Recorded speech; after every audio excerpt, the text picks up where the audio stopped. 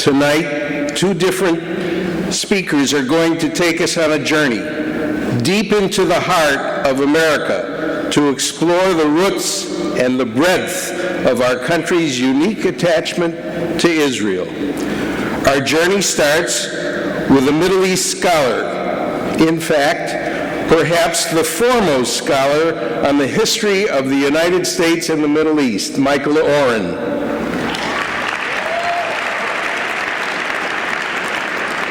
In his recently released book, Power, Faith, and Fantasy, Michael Oren has put together a revealing and definitive examination of America's century-old attachment to Israel. For those who believe our nation's relationship with Israel began with President Truman's recognition of the Jewish state, the book provides an incredible education. It shows that generations of Americans, including political and business leaders such as John Adams, Abraham Lincoln, and John D. Rockefeller, embraced the idea of a Jewish state. And for those who suggest that America's support for Israel is driven by special interests, Michael Oren's book is a powerful rebuttal. Using the facts of history, Oren has demonstrated that it is faith and shared values that have been the driving forces behind our nation's long-standing commitment to Israel. Please join me in welcoming author and historian Michael Oren.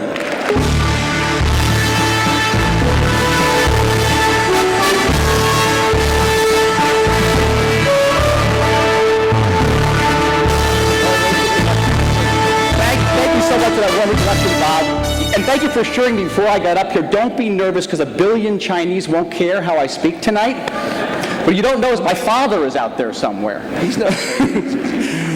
Good evening, everyone. What a great privilege and honor it is to be addressing the plenary of this cutting-edge and courageous organization.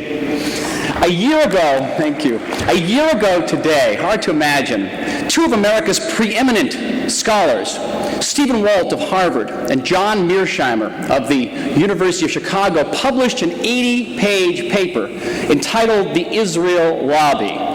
And in this paper, Walt and Mearsheimer alleged that since 1948, the cornerstone, the centerpiece of American foreign policy in the Middle East has been unequivocal support for the State of Israel.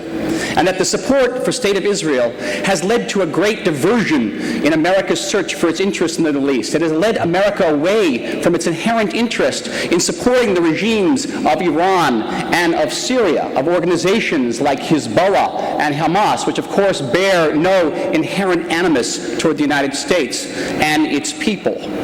Support for Israel, Walt and Mearsheimer alleged, is the handiwork of an Israel lobby, of which this organization, AIPAC, is only a small component.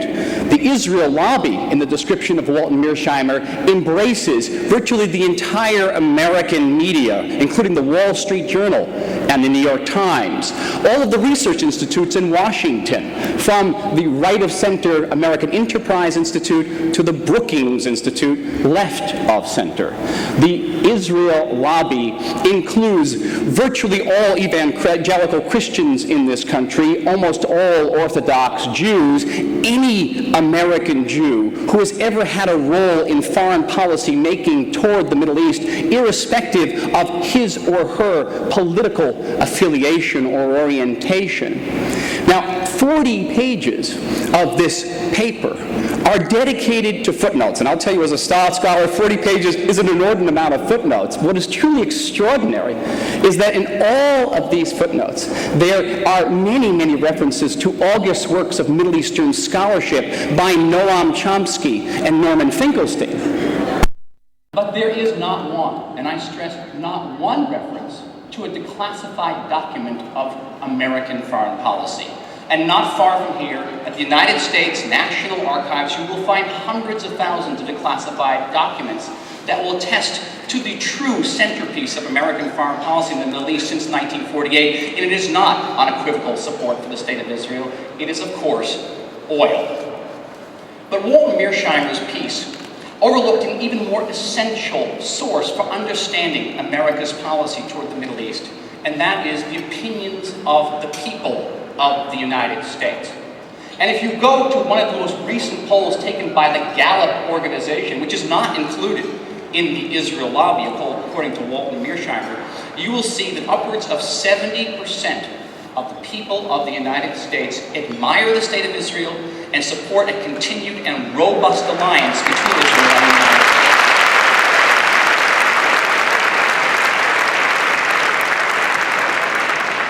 How can you possibly explain this overriding support for this alliance between Israel and the United States? Well, according to Walton Mearsheimer, this must be the influence of evangelical Christians. It must be the influence of American Jews. But the fact of the matter is, about 1/5 of the population of this country can be defined as evangelical Christians. Woefully less than 3% are American Jews. How then can you account for the remaining 50%? And to understand that deep-seated support, one has to go beyond the documents of the National Archive, beyond the pages of the Wall Street Journal and even the New York Times. One has to go back 400 years nearly to that day when the first buckled shoe alighted on a rock off the Massachusetts shore, and the owner of that shoe, a gentleman by the name of William Bradford, made an extraordinary declaration. "Come, let us declare the word of the Lord in Zion," he declared. What did Bradford mean by that? This was Plymouth. This wasn't Zion. To understand what he means, you have to understand that he was a Puritan. He had come with 101 of his followers from England, where the Puritans had endured just unspeakable oppression at the hands of the state church. And in an effort to find a model to help them overcome their suffering, the Puritans looked back into their Bible. They looked first at the New Testament and didn't find it, and then they looked further back into the books of what they called the Old Testament. And there they found something extraordinary. They found a God who spoke directly to his people in their language. And he made them a promise. He promised to rescue them from exile and to restore them to their holy land and to their statehood.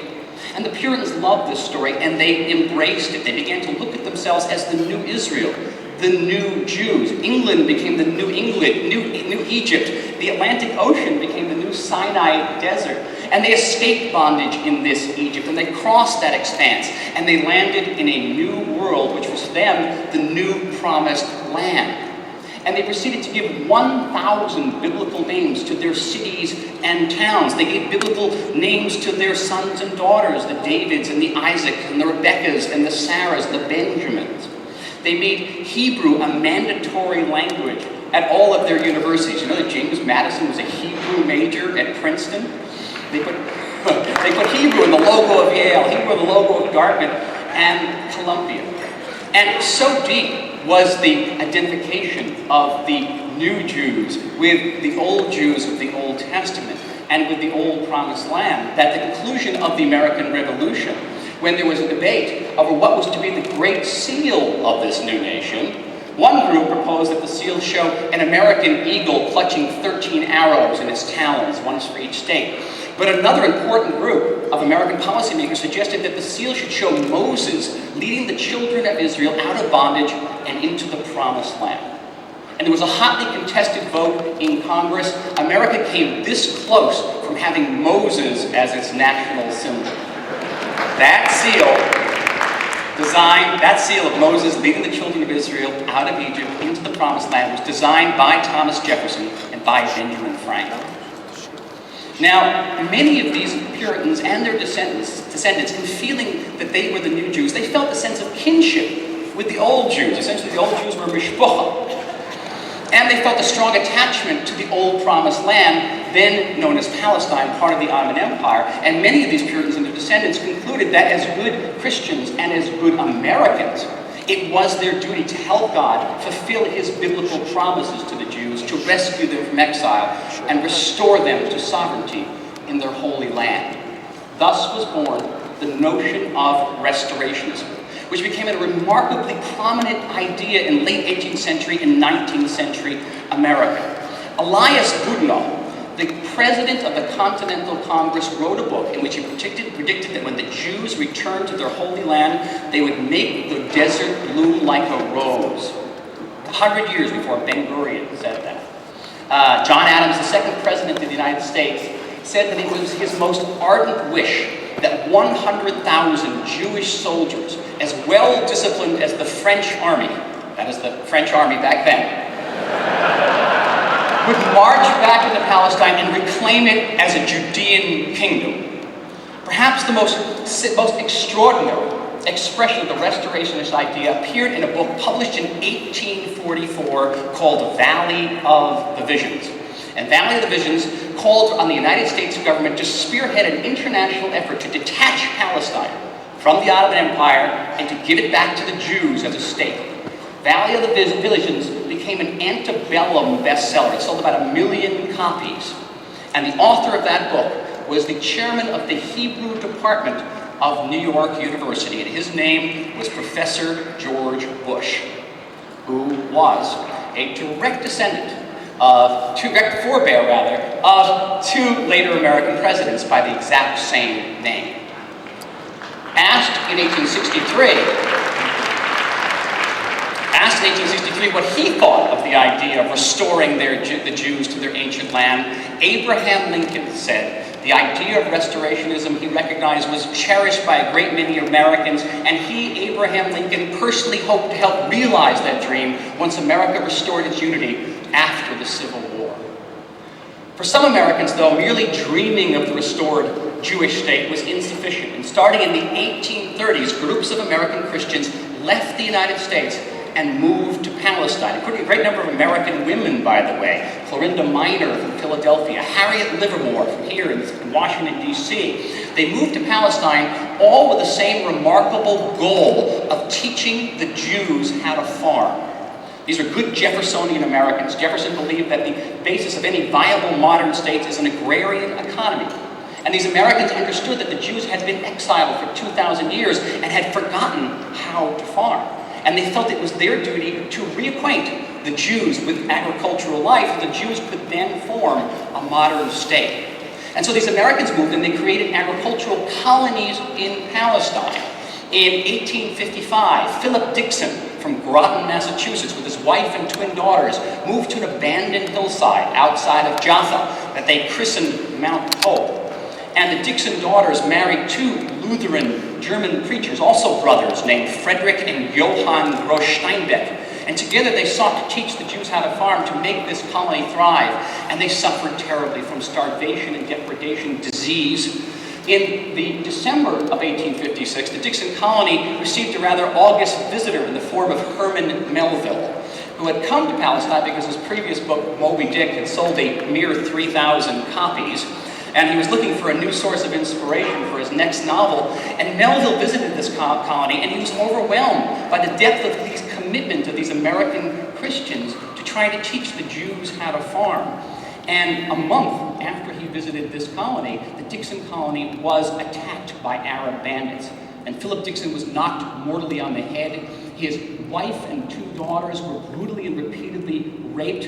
Frederick Gross Steinbeck was shot in the groin and died an agonizing and slow death. And the only person to emerge unscathed from this attack was Johann Gross Steinbeck, whom, according to consular records at this point, left Palestine to move to California to prospect for gold, and there he Americanized his name.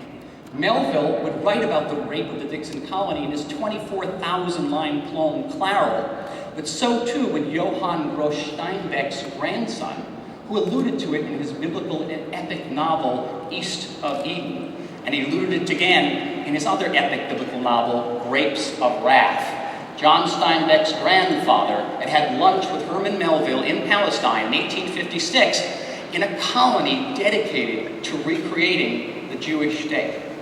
And still the Americans came. In 1866, George Adams from Indian River, Maine, left Maine with 156 of his followers to create another colony outside of Jaffa, dedicated to the recreation of a Jewish state, and they too suffered from disease. They died by the dozens A year later, 1867, the 47 survivors of the Adams colony were evacuated from Palestine aboard a steamship called the Quaker City that was carrying another aspiring American author, then soon to be known as Mark Twain. And he writes about the plight of these dedicated Americans in the last chapter of his famous book, Innocents Abroad. So moved was Mark Twain by his experience in Palestine that later in the century, when he visited Vienna, Mark Twain made a point of making a lunch engagement with the founder of the newly declared Zionist movement. His name was Theodore Herzl. Mark Twain had lunch with Theodore Herzl in Vienna, and Mark Twain was so taken with Theodore Herzl that he offered to translate Herzl's Zionist play, The New Ghetto, for production on the Broadway stage. Meanwhile, back in America, Restorationism remained just this immensely popular movement. Again, one of the great expressions of the Restorationist idea occurred in 1891 in a petition filed with the White House of Benjamin Franklin by a Midwestern mogul named William Blackstone. And Blackstone called on the U.S. government to spearhead an international conference with Queen Victoria of England and the Tsar of Russia to present the Ottoman Empire with a fait accompli: give up Palestine, give it back to the Jews. And this petition was signed by 400 Americans, not people from the periphery. It was signed by John D. Rockefeller. It was signed by Charles Scribner, the head of the publishing house. It was signed by J. Pierpont Morgan, and it was signed by a congressman named William McKinley, later to become president of the United States. Conspicuously missing from the signatories are large numbers of American Jews. American Jewish population grew from 1865 to 1914 to about 3 million people. Very few of them were involved or even interested in Zionism. They were interested in acclimating into their new homeland. In fact, a rare exception in 1884 was Emma Lazarus, the poetess, the Jewish poetess, who had inscribed that New Colossus poem on the pedestal of the Statue of Liberty. Emma Lazarus created the first American Jewish Zionist organization and attracted very few followers. She really died quite frustrated with that experience. And by 1912, out of these 3 million Jews, only 12,000 are members of the American Zionist Federation. But the American Zionist Federation was extraordinarily fortunate in having a president by the name of Louis Brandeis. You all know Louis Brandeis. Came from a very assimilated background in Kentucky, didn't know much about his Jewish heritage, but he was an immensely popular and successful lawyer, but in a chance meeting with a Zionist editor in 1908, converted Brandeis overnight to Zionism, and 4 years later, he is the head of this Zionist Federation. And Brandeis was also very involved in the Democratic Party, and among the people he met while he was in the Democratic Party was an inspiring Princeton professor who later became the governor of New Jersey. And in the same year that Brandeis became the president of the Zionist Federation, he became the president of the United States, and his name was Woodrow Wilson. Now, Wilson was the grandson, the son, and the nephew of Presbyterian ministers. He had imbibed this restoration ideas literally with his first milk. And that ingestion became crucial in 1917 when America joined World War I and Britain sent its foreign minister for talks in Washington. And his name was Arthur Balfour, the last of the great British restorationists. And Balfour had tried to convince the British government to issue a statement in which that said that once the British forces had defeated the Turks in Palestine, that the British government would view with favor the creation of a Jewish national home in Palestine. And he met with almost universal opposition in the British government. They said, what do we need a statement like this for? We have hundreds of millions of Muslims in our empire. If we come out in favor of the Jews, they'll all revolt. And Balfour hoped that if he could convince Wilson to support this statement, the British government would follow suit. And Balfour came to Washington, and he was woefully disappointed. He met with American officials, and they all said the same thing. We do not want to alienate the Arabs. We have burgeoning oil interests in this area. We are not going to support the Zionist proclamation. And in frustration, Balfour turned to Brandeis, the good friend of Woodrow Wilson, and Brandeis said, do not worry, leave it to me. And on May 10th, 1917, Brandeis went into the Oval Office for a 40-minute meeting with Wilson and emerged with Wilson's approval for this statement. And as a result, the British government was convinced, and in November they indeed issued what became known as the Balfour Declaration, expressing the Britich Empire's support for the creation of a Jewish national home in Palestine, which in turn became the basis of the British Mandate in Palestine, which in turn became the basis of the 1947 UN Partition Resolution creating the Jewish state in Palestine, all because, going back to the approval of Woodrow Wilson, and asked why he went against the advice of his senior counselors and gave this approval, Wilson had a one-line response. He said, "To think that I, the son of the Mance, would have the opportunity of restoring the Jewish people to its holy land." Woodrow Wilson. The Holocaust, the Partition Resolution, the Jewish state was set to come into being on May 14th, 1948. It was the greatest single test of the restorationist idea in America. Prior to that date, the entire American foreign policy establishment, the State Department, the Defense Department, the Pentagon, to a man, came to the White House and warned that if the United States recognized this Jewish state, it would affect a global catastrophe. The Arabs would go over to the Soviet side in the Cold War. There'd be a cutoff of oil to the West. Europe would fall to the communists. All of these warnings were presented to the President, Harry Truman, on May 12, 1948.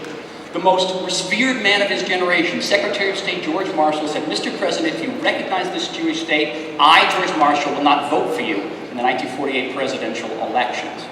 Harry Truman, who had a strict Baptist upbringing, who had memorized the Bible by age 14, had a best friend as a Jew, Eddie Jacobson, and had been a member of a restorationist committee. He listened to these warnings and then closed himself into the White House for 48 hours. Uncharacteristically, he wrote nothing in his diary. All we know is that on May 14th, 6:11 p.m., Harry Truman came out 11 minutes after Israel declared its independence and made the United States the first nation on earth to recognize Israel.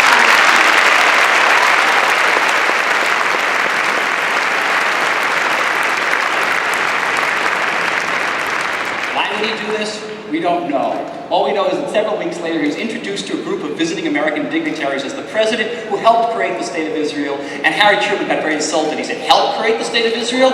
Helped create the State of Israel? I'm Cyrus," he said. "I'm Cyrus." Cyrus, of course, being the Persian king who restored the Jewish people in the Bible to their ancient home. I'm Cyrus.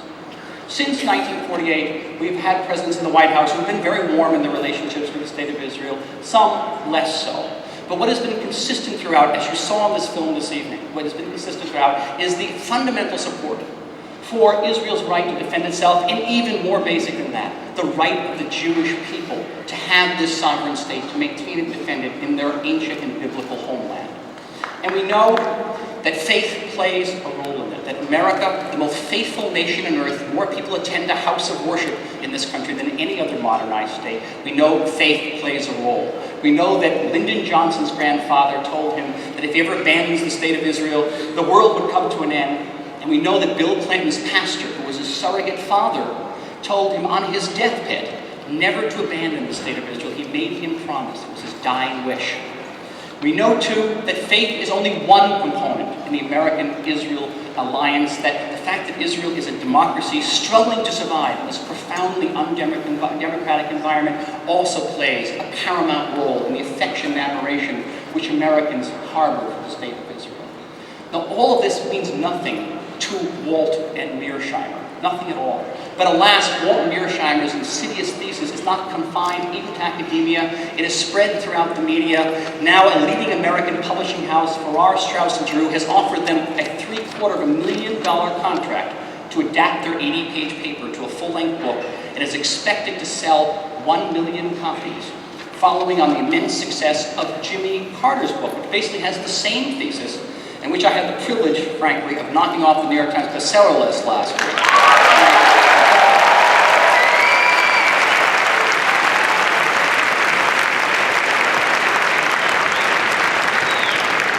Be that as may, it is insufficient.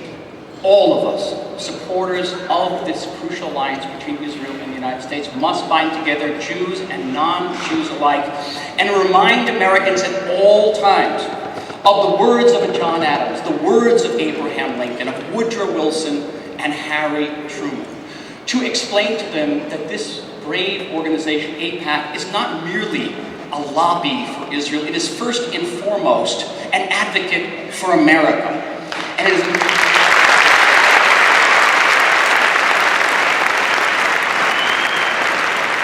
it is an expression of a nearly 400-year-long tradition in which the idea of a United States is virtually indivisible and inseparable from the idea of a recreated Jewish state.